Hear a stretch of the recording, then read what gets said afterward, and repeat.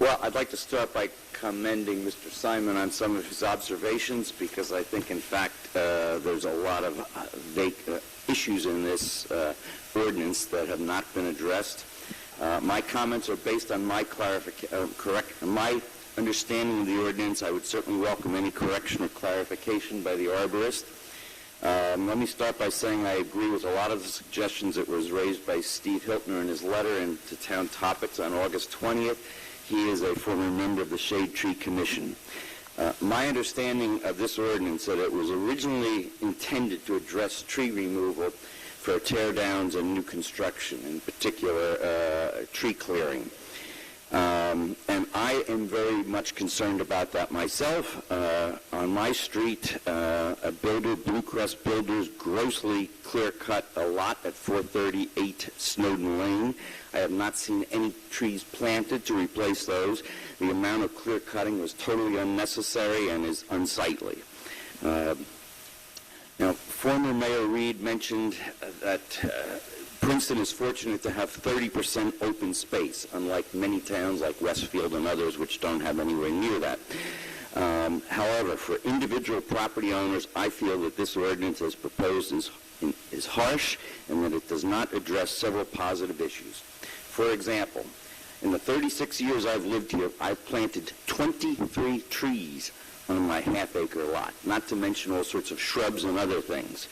In so doing, I had to replace, or I removed all my lawn and planted ground cover, which proliferates in shade.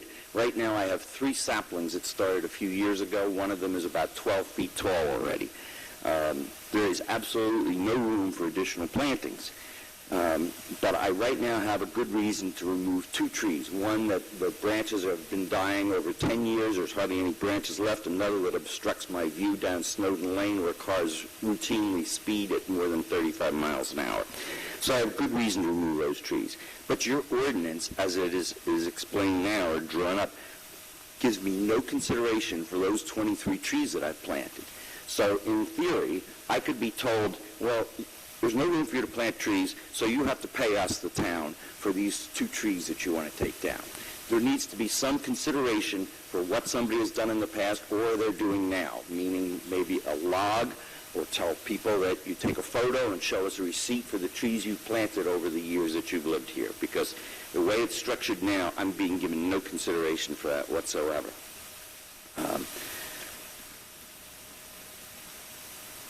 And the other thing, too, is that some homeowners, like I, have, in fact, spent a considerable amount of money while we've been here, not just planting trees, but preserving the trees we have, meaning bringing arborists in and people to spray the trees and deflect any kind of damage or whatever that's happening to it. This is not addressed at all in your ordinance. A restrictive ordinance is only going to encourage some homeowners, like a neighbor of mine, to hire unlicensed and uninsured individuals or outside contractors to come in and remove the trees without a permit. So I think you have to be very careful about applying, extending this ordinance from builders and clear cutting to individuals, homeowners. So my suggestion is you continue with the current ordinance that you have and apply that to homeowners when it comes to cutting down trees. But you apply the proposed ordinance to tree replacement for any new construction, additions, or clear cutting that involves either from tear downs or new construction on current lots, undeveloped lots. I think that in the time I've been here listening to this, there seems to be a huge amount of time that's been spent on determining what a healthy tree definition is and ash trees and what this is, and it's just going to become a bureaucratic nightmare. If I wanted that kind of bureaucracy, I could move to Berkeley, California. Let me also, if I have another minute, I'm almost round down.